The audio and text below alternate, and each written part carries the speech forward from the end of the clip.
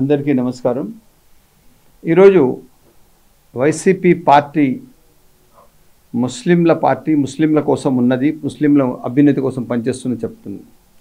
నేను సూటిగా జగన్మోహన్ రెడ్డి గారికి 4 ప్రశ్నలు అడుగుతున్నాను. మీరు గత సంవత్సరం అబ్దుల్ కలాం గారి జన్మదినం రోజు 26,000 కోట్ల రూపాయలు ముస్లిం మైనారిటీల కోసం ఇచ్చారని చెప్పారు. 2,600 కోట్ల లెక్కలు మీరు చెప్పేసేయండి, మేము వినడానికి సిద్ధంగా ఉన్నాను.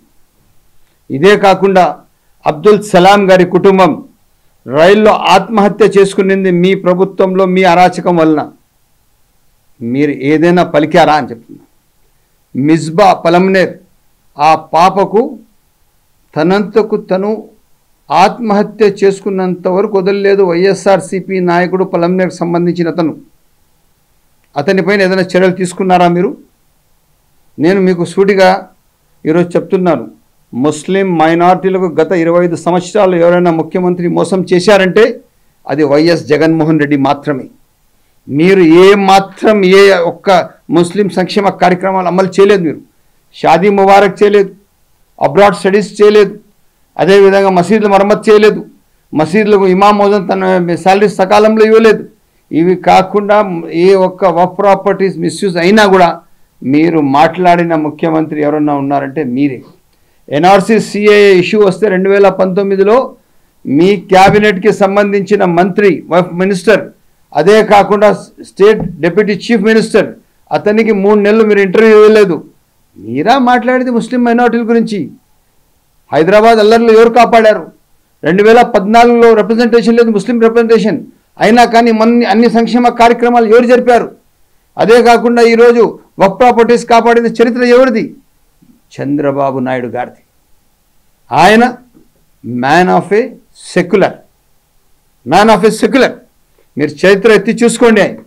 ప్రతి సంక్షేమ కార్యక్రమంలో ఎక్కడ కూడా కానీ ఆయన ఎవరున్నా ఎవరు లేకపోయినా ఎవరు ఓటు వేసినా ఏకపోయినా శాచ్యురేషన్ బేసిస్లో అందరికీ న్యాయం చేసిన ఏకైక వ్యక్తి.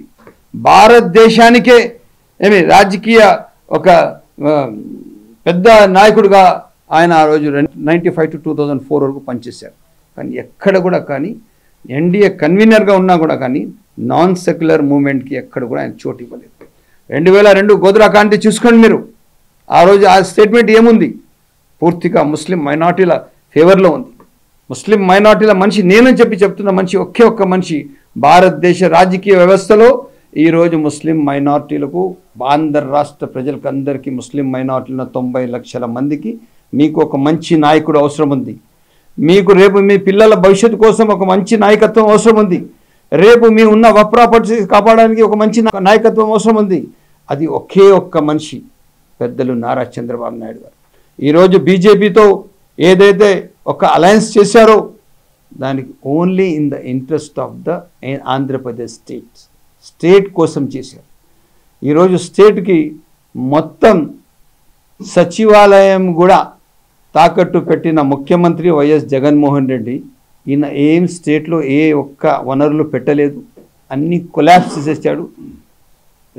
వాళ్ళ నాన్నగారు ముఖ్యమంత్రి ఉన్నప్పుడు దాదాపు 50,000 కోట్లు సంపాదించారు.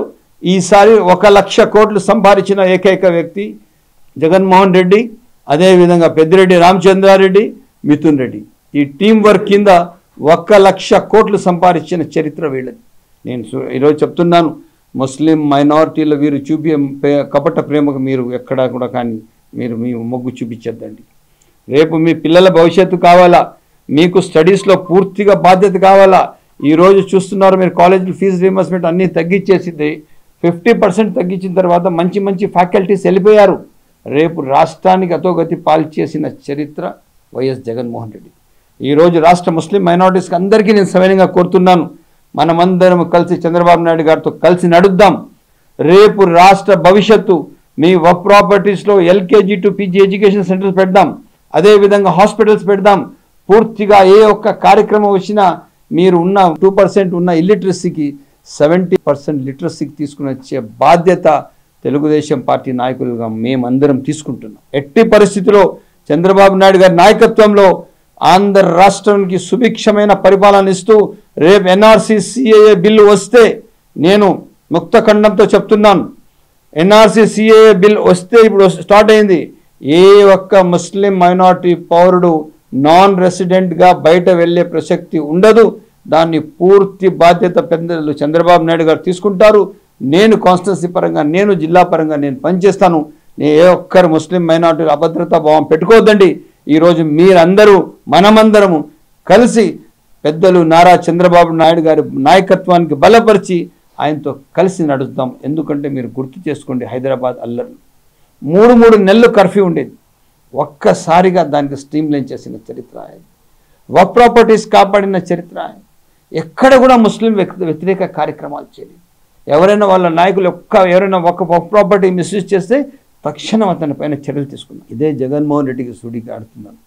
కర్నూలులో 5,000 కోట్ల ముస్లిం వక్ఫ్ ప్రాపర్టీ మీకు సంబంధించిన ఎమ్మెల్యే అండ్ ఫ్యామిలీ కబ్జా చేశారు. ఏం యాక్షన్ తీసుకున్నారు జగన్మోహన్ రెడ్డి గారు? జవాబు చెప్పే అవసరం ఉంది. ఈరోజు ఎలక్షన్ల ముందు వెళ్తున్నాం. ఎట్టి పరిస్థితుల్లో జగన్మోహన్ రెడ్డి గారు దీనికి బాధ్యత తీసుకోవాలా. ఇవన్నీ ఏ స్కామ్స్ జరిగాయో, మదన్పల్లిలో జరిగిన ముస్లిం మైనారిటీస్ పైన జరిగిన అల్లర్లకు, క్రిమినల్ కేసులకు జగన్మోహన్ రెడ్డి గారు బాధ్యత తీసుకోవాలా. మిస్బాకు జరిగిన వాళ్ళ కుటుంబానికి జరిగిన అవమానానికి, అన్యాయానికి, వాళ్ళ ఆత్మహత్యకు ముఖ్యమంత్రి గారు జగన్మోహన్ రెడ్డి గారు బాధ్యత తీసుకోవాలా. సలాం కుటుంబానికి జరిగిన అన్యాయానికి, వాళ్ళ ఆత్మహత్యకు కారణం ముఖ్యమంత్రి గారు బాధ్యత తీసుకోవాలా.